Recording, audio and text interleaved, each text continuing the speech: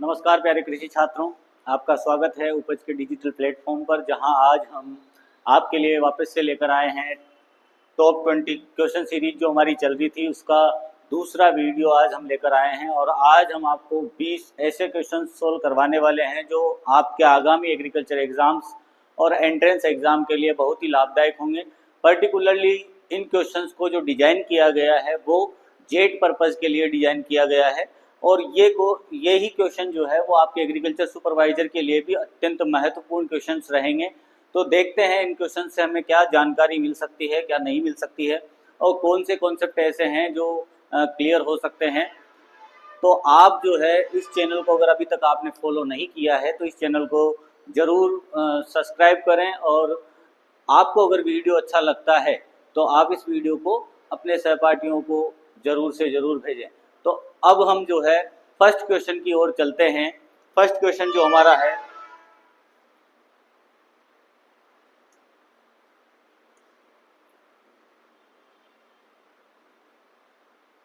देखते हैं। हमारा पहला क्वेश्चन है, निम्न में से कौन सा मृदा गण निम्न में से कौन सा मृदा गण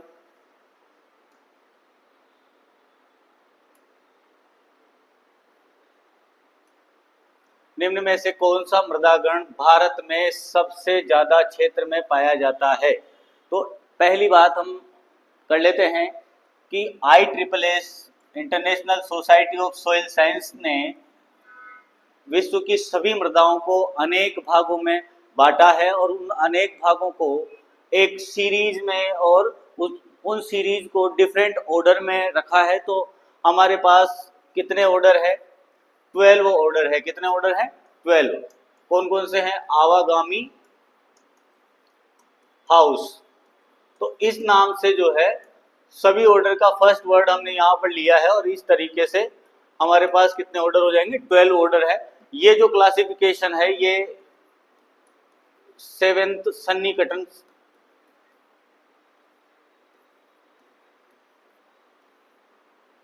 वर्गीकरण कहलाता है। ये जो क्लासिफिकेशन क्या कहलाता है? 7th approximation classification. इसके अकॉर्डिंग अलग अलग मृदाओं को अलग अलग ऑर्डर में रखा गया है। तो हमसे यहाँ पर क्वेश्चन पूछा है कि भारत में कौन से गण की मृदाएं सर्वाधिक पाई जाती है। तो सबसे पहली बात करते हैं इंसेप्टिसोल। इंसेप्टिसोल में आती है प्रारंभिक मृदाएं। कैसी मृदाएं आती है? प्रारंभिक मृदाएं। प्रारंभिक मृदाएं भी कह दो, या ऐसे भी कह सकते हैं पुरानी जलोढ़ मृदाएं भी इसमें शामिल की जाती है। पुरानी जलोढ़ मृदाएं, ओल्ड एलुवियल सोइल, इसमें शामिल की जाती है। उसके बाद में एरिडीसोल। एरिडीसोल कहाँ पाई जाएगी? शुष्क मृदा जिसे कहेंगे हम, शुष्क मृदा, और शुष्क क्षेत्रों में पाई जाती है। इसे हम रेतीली मृदा भी कह देते हैं, मतलब इसके अंतर्गत रेतीली मृदाएं भी सम्मिलित की जाती है। तो एरिडीसोल के अंतर्गत रेतीली मृदाएं सम्मिलित की जाती है, और शुष्क क्षेत्रों में पाई जाती है ऐसी मृदाएं इसमें सम्मिलित की जाती है। अगला आता है एंटीसोल। एंटीसोल में नवनिर्मित मृदाएं सम्मिलित की जाती है। नवनिर्मित मृदाएं जो कि वर्जिन सोइल होती है, और ऐसी सोइल्स होती है जो कि अभी जिनका रिसेंट है, जो निर्माण हुआ है, जिनमें रिसेंट पेडोजेनेसिस हुआ है, इसमें नई जलोढ़ मृदाएं भी सम्मिलित की जाती है। नई जलोढ़ मिट्टी अभी किसके अंतर्गत आ जाती है? एंटीसोल के अंतर्गत आ जाती है। वर्टिसोल के अंदर आ जाती है रेगुर सोइल, रेगुर मृदाएं आ जाती है। रेगुर मृदा किसको हम कहते हैं? काली मृदा को रेगुर मृदा भी कहते हैं। काली मृदाएं इसके अंतर्गत आ जाएगी। ऐसी मृदाएं जिनमें मोंटमोरिलोनाइट अधिक मात्रा में पाया जाता है, मोंटमोरिलोनाइट क्ले अधिक मात्रा में पाया जाता है, उनको हम क्या कहते हैं? वर्टिसोल कहते हैं। अब आपको बताना है कि भारत में कौन से ऑर्डर की मृदाएं सबसे ज्यादा पाई जाती है। हम भारत में अगर देखें तो भारत में 4 प्रकार के मुख्य वर्ग हैं। सबसे पहला है जलोढ़, दूसरा है काली मृदा, तीसरा है लेटेराइट मृदा, और चौथी है लाल मृदा, रेतीली मृदा, और उसके बाद में लाल मृदा। लाल मृदा के अंतर्गत लेटेराइट मृदा और लाल पीली मृदा सम्मिलित की जाती है। तो भारत में सबसे ज्यादा मृदाएं जो पाई जाती है, अप्रोक्स 142 मिलियन हेक्टेयर में कौन सी मृदा पाई जाती है? जलोढ़ मृदा। कैसी मृदा पाई जाएगी? जलोढ़। तो हमारे पास जो है रेगुर मृदा, ये भी राइट आंसर नहीं होगा, और एरिडीसोल ये भी नहीं होगा, क्योंकि रेतीली मृदा आती है और इसमें काली मृदा आती है। और यहाँ हम बात क्या क्या कर रहे हैं कि जलोढ़ मृदाएं भारत में सर्वाधिक मात्रा में पाई जाती है।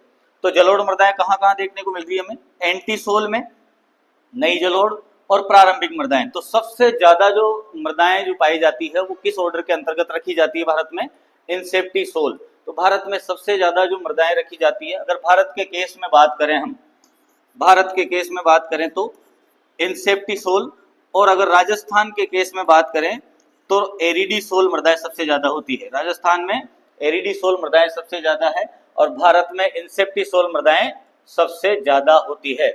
राजस्थान के अगर मैं आपको बताऊं तो एरिडीसोल, एंटीसोल, एल्फीसोल, वर्टिसोल और इंसेप्टिसोल मृदाएं पाई जाती है भारत में। ये गणों की, राजस्थान में इन गण की मृदाएं या ये गण जो है राजस्थान की मृदाओं को सम्मिलित करते हैं। तो यहां पर हमारा राइट आंसर इंसेप्टिसोल हो गया। नेक्स्ट बात कर लेते हैं अगले क्वेश्चन की। अगला क्वेश्चन हमारे पास है, करण 3 किसकी इंप्रूव्ड वेराइटी है? करण 3। एक और चीज मैं आपको बता देता हूं, अगर किसी वेराइटी के आगे करण लिखा हुआ है तो वो कहां से निकाली गई है? NB, मतलब इसको हम कह सकते हैं राष्ट्रीय गेहूं एवं जौ अनुसंधान केंद्र। अनुसंधान केंद्र कहां पर है? करनाल में है। कहां पर है? करनाल। और करनाल के कारण ही जो है उसका नामकरण हमने रखा है। तो सिंपल सी चीज है, यहां पर दिया हुआ है ऑप्शन चना, गेहूं, जौ और जई। तो हम यहाँ जो है जई को और चने को तो हटा सकते हैं, क्योंकि यहाँ पर अनुसंधान किसके ऊपर होता है? गेहूं और जौ के ऊपर होता है। तो हमारे पास गेहूं और जौ में से दो हमें चूज करना है कि करण 3 किसकी किस्म है। तो यहाँ पर हमारा राइट आंसर जो होगा वो क्या होगा? जौ। जौ की जो किस्म है करण 3, ये 6 कतार वाली किस्म है। 6 कतार युक्त, मतलब 6 कतार वाली जौ का नाम होता है होडियम वल्गेयर। 6 कतार युक्त होती है और अच्छी किस्म है, जो ज्यादातर ज्यादा उत्पादन के लिए भी फेमस है। और दूसरी चीज ये है कि ये लवण प्रतिरोधी किस्म भी है और सूखा प्रतिरोधी, मतलब इसको जल की जो मात्रा है वो कम आवश्यक होती है, सूखा प्रतिरोधी किस्म भी है। तो ये राइट आंसर हो जाएगा हमारा। ये आपको ध्यान रखना है कि 6 कतार युक्त जो है 6 रो ऑन जो पाया जाता है वो इसी में पाया जाता है। नेक्स्ट बात करते हैं। नेक्स्ट क्वेश्चन है, निम्न में से कौन सी किस्म ग्वार फसल की है? तो ग्वार जो होता है, किस्म पूछा है ग्वार के बारे में, तो ग्वार क्या है? इसे हम यहाँ राजस्थान की परिदृश्य में केश क्रॉप भी कहेंगे। केश क्रॉप ये होती है। वैज्ञानिक नाम क्या है इसका? Cyamopsis, Cyamopsis tetragonoloba. Cyamopsis tetragonoloba इसका साइंटिफिक नेम है। और बात करें इसके कुल की, तो लेग्यूमिनेसी कुल का पौधा है। लेग्यूमिनेसी कुल का पौधा है। और ग्वार का उपयोग क्या होता है? ग्वार का उपयोग जो होता है वो चारा, दाना दोनों के रूप में किया जाता है। चारा और दाना दोनों के रूप में किया जाता है। दाने से जो है वो गम प्राप्त होता है। तो ग्वार से लगभग जो है वो 33% गम, गोंद प्राप्त होता है, रेजिन प्राप्त होता है। और चारा जो है वो प्रोटीन युक्त होता है, इसलिए इसको चारे के रूप में प्रयोग करते हैं, प्रोटीन युक्त होता है। तो ग्वार की किस्म कौन सी है? तो यहाँ पर दिया हुआ है K12। K12 जो है वो किसकी किस्म है? ज्वार की किस्म है, चारे और दाने दोनों के लिए। नवीन किसकी किस्म है? नवीन जो है वो धान की इम्प्रूव्ड वेराइटी है, जिसको हम कह सकते हैं कि 105 दिन की अवधि की मीडियम ड्यूरेशन वेराइटी है। केंट किसकी वेराइटी है? केंट जो है वो जई की वेराइटी है। तो हमारे पास राइट आंसर क्या आ जाएगा? RGC 936। RGC 936 हमारे पास राइट आंसर आ जाएगा। तो राइट आंसर आरजीसी सीरीज जो पाई जाती है, आपको ये ध्यान रखना है, आरजीसी सीरीज जो होगी वो किसकी होती है, ग्वार की होती है, और दुर्गापुरा के द्वारा ये जो है विकसित की जाती है, दुर्गापुरा के द्वारा विकसित की जाती है। उसके बाद में हम आगे बात करेंगे नेक्स्ट क्वेश्चन की। नेक्स्ट क्वेश्चन हमारे पास है, आप जो है हर क्वेश्चन को अगर ध्यान से सुनते हैं तो आपको निश्चित रूप से बहुत ही अच्छी जानकारी इस वीडियो के मार्फत और जो भी आने वाले वीडियोस टॉप 20 क्वेश्चन सीरीज के हैं जो जेट 2025 के लिए ही ओरिएंट की गई है, उसी के लिए आयोजित की गई है, तो बहुत ही ज़्यादा सीखने को आपको मिल सकता है अगर आप कंसंट्रेट होकर के अगर आप बैठते हैं। ऐसा नहीं है कि आप वीडियो को बहुत ही केवल सुन करके और आंसर को ही देख करके आगे बढ़ रहे हो, ये एक बहुत ही गंदा तरीका है पढ़ने का। तो पढ़ने का जो अच्छा तरीका है उसमें आप आपके दिमाग को पूरी तरीके से लगाइए और उसके बाद में कोशिश करिए कि आप क्या क्या, जैसे क्वेश्चंस करने जाते हो तो आप क्या क्या चीज़ें जो है वहाँ पर आप कितनी चीज़ें ज़्यादा से ज़्यादा याद में ला सकते हो, उसी के आधार पर आंसर दिए जाते हैं। किताबें बहुत ज़्यादा पढ़ने से ऐसा नहीं होता है, आप क्वेश्चंस को भी सोल्व करते हो बहुत अच्छे तरीके से, तो आप जो है वो बहुत अच्छा रिजल्ट ला सकते हो। नेक्स्ट क्वेश्चन हमारा है, निम्न में से किस फसल के चारे की प्रारंभिक वृद्धि अवस्था में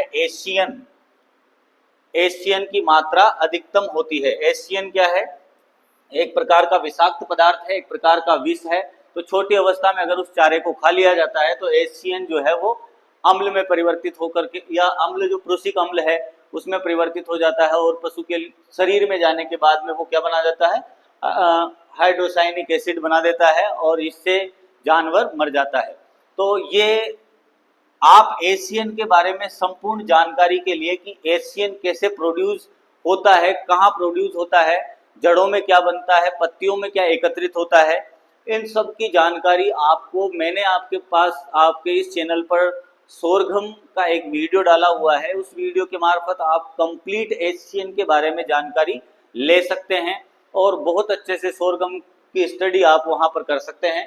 तो हम यहाँ पर देखते हैं कि अब मैंने आपको वैसे ही आंसर बता दिया ऑलरेडी, तो राइट आंसर हमारा क्या हो जाएगा, ज्वार हो जाएगा। ज्वार के अलावा एशियन और किस में पाया जाता है? ज्वार के अलावा और किस में पाया जाता है? तो वो पाया जाता है बरू घास में। बरू घास जिसको हम क्या कहते हैं, जॉनसन घास भी कहते हैं, जिसका वैज्ञानिक नाम होता है सोरगम हेल्पेंस। जिसका वैज्ञानिक नाम क्या है, सोरगम हेल्पेंस है। उसमें ज्वार से भी अधिक मात्रा में एशियन पाया जाता है जब जल की कमी हो जाती है तब।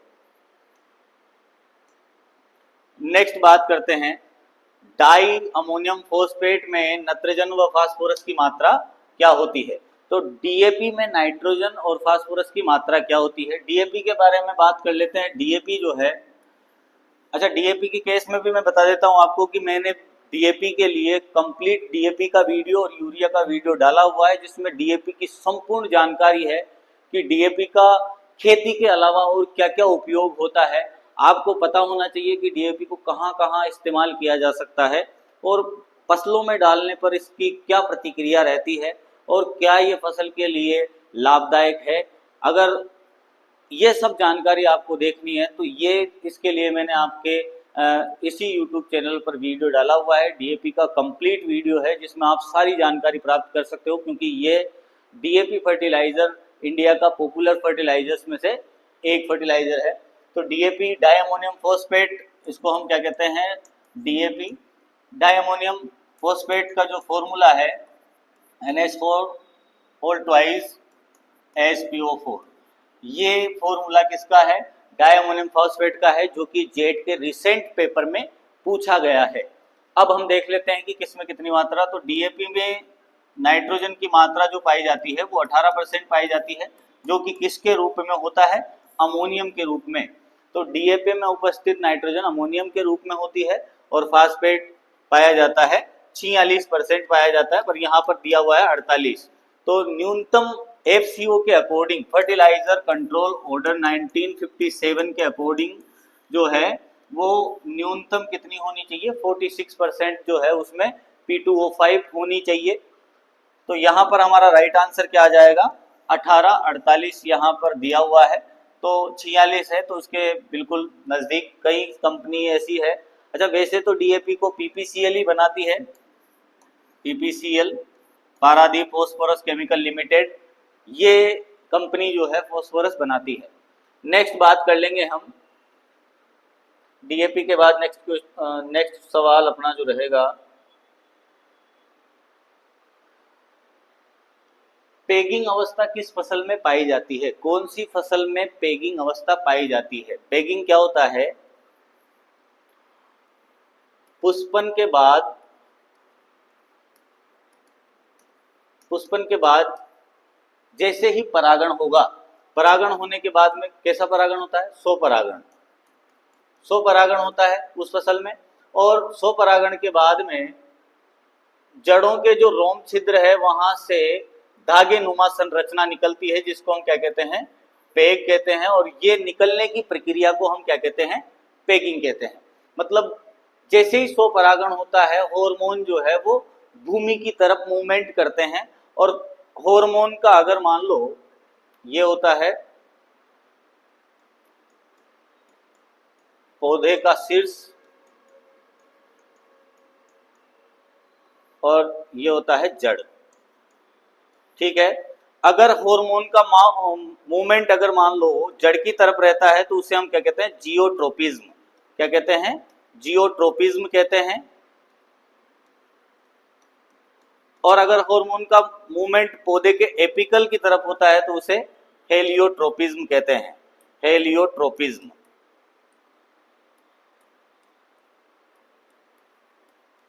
हेलियोट्रोपिज्म उसे हम कहते हैं।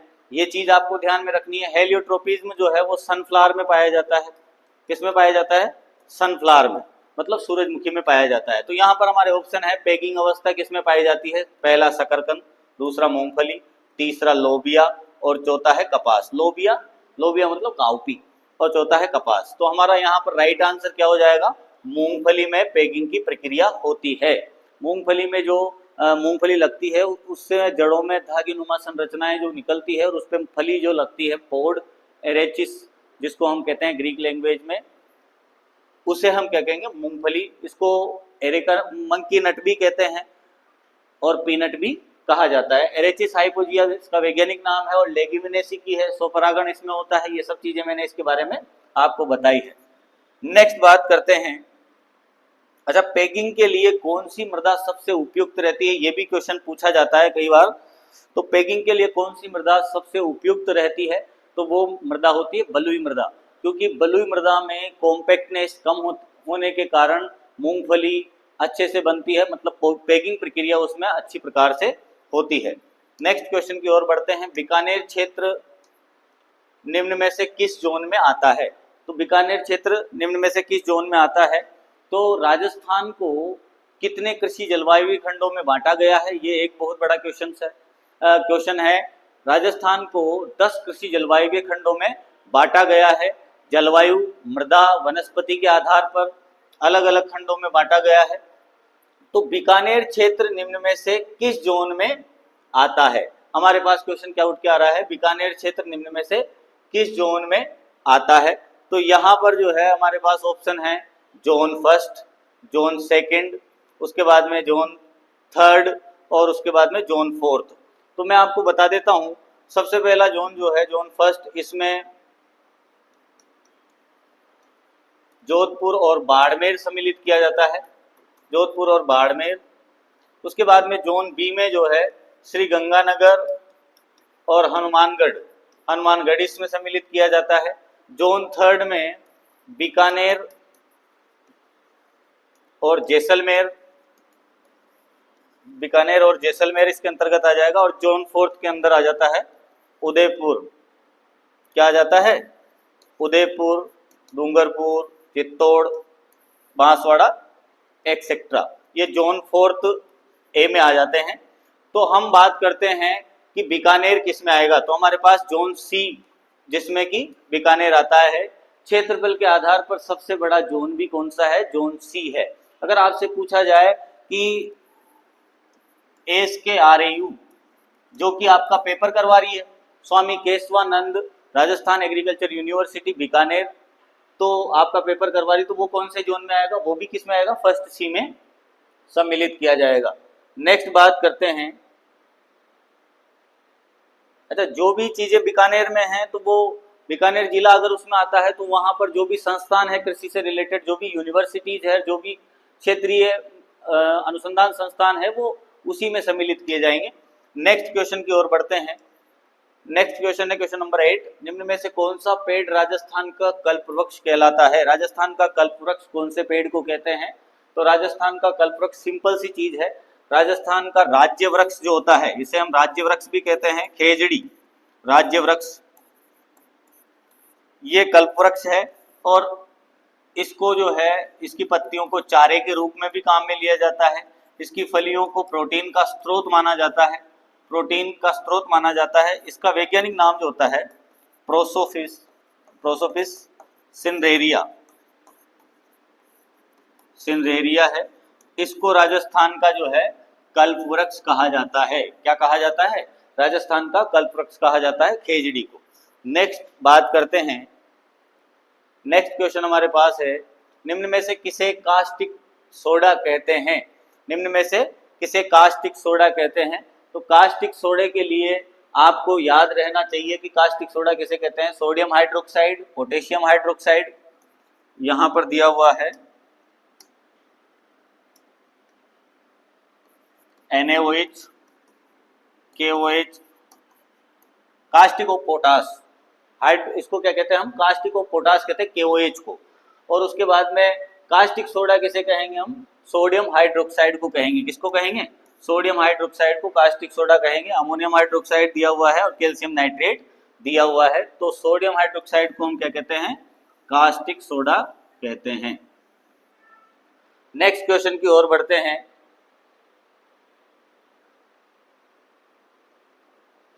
नेक्स्ट क्वेश्चन है, नाइट्रोजन पौधों द्वारा निम्न में से किस रूप में लिया जाता है। नाइट्रोजन को पौधे किस किस रूप में लेते हैं, तो नाइट्रोजन को पौधा जो है वो NH4 प्लस और NO3 माइनस दोनों रूपों में लेता है। तो यहाँ ऑप्शन क्या क्या है, NO2 है, इसके रूप में नहीं लिया जाता। नाइट्रोजन ये दोनों क्या है, गैस है। नाइट्रोजन को आयनिक रूप में ग्रहण किया जाता है। किस रूप में ग्रहण किया जाता है, आयनिक रूप में, आयनिक रूप में ग्रहण किया जाता है। HNO3 इसमें ये अम्ल है। उसके बाद में N2O और NO ये भी दोनों गैसें हैं। उसके बाद में दिया हुआ है NH4, यहाँ पर क्या जाएगा, NH4 और NO3। तो इन दोनों रूपों में जो है नाइट्रोजन को लिया जाता है। ये जो है स्लो रिलीज होता है, मतलब पौधे NH4 प्लस को बहुत कम मात्रा में लेते हैं या स्लो धीरे धीरे लेते हैं, ये क्योंकि ये मृदा में नाइट्रेट की अपेक्षा कम गतिशील होता है। तो नाइट्रोजन की कौन सी फॉर्म मृदा में सबसे ज्यादा गतिशील होती है, तो वो नाइट्रेट सबसे ज्यादा गतिशील होती है। इसीलिए लीचिंग द्वारा, निक्षालन द्वारा जो ह्रास होता है नाइट्रोजन का, वो किस रूप में होता है, नाइट्रेट के रूप में होता है।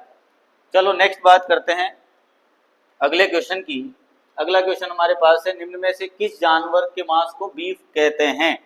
निम्न में से किस जानवर के मांस को बीफ कहते हैं, तो बिल्कुल सिंपल सा आंसर है, बीफ जो है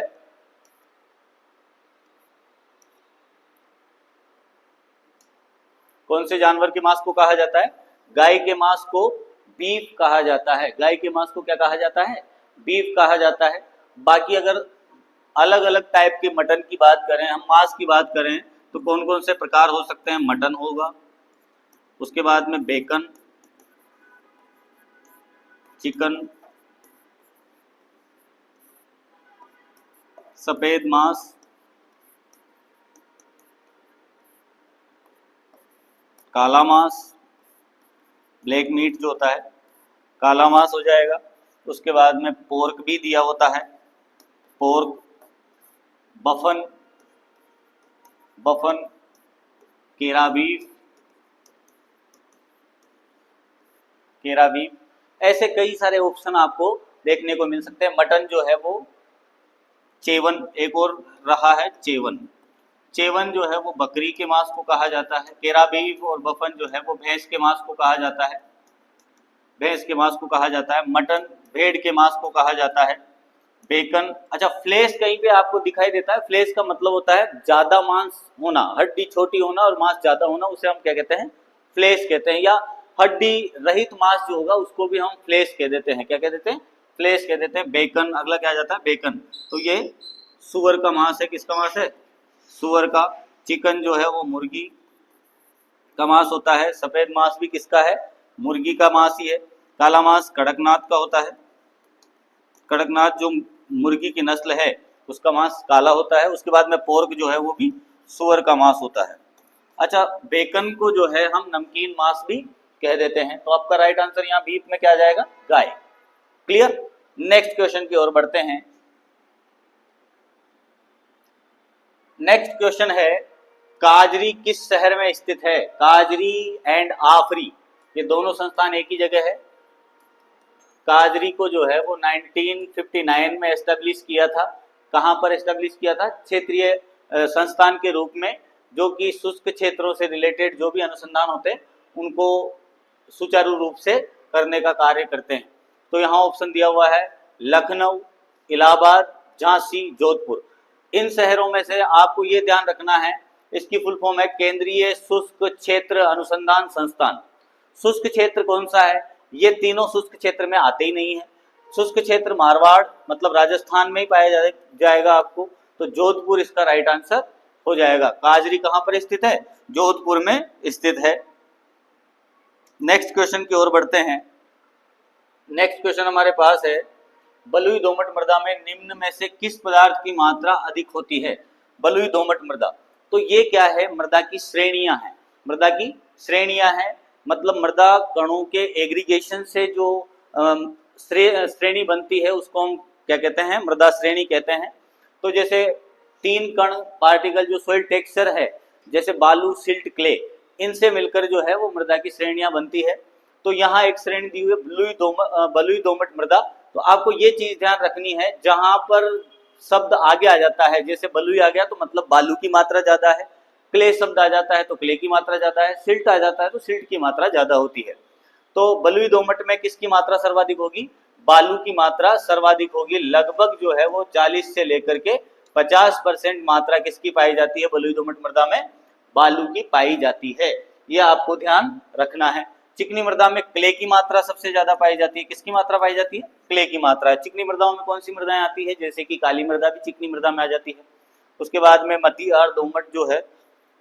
नेक्स्ट बात करते हैं अगले क्वेश्चन की, निम्न में से कौन सा वृक्ष पाले के प्रति अधिक संवेदनशील है। कौन सा वृक्ष पाले के प्रति अधिक संवेदनशील होता है, तो कौन सा है, यहाँ पर ऑप्शन दिए हुए हैं खजूर, अनार, खेजड़ी, आंवला।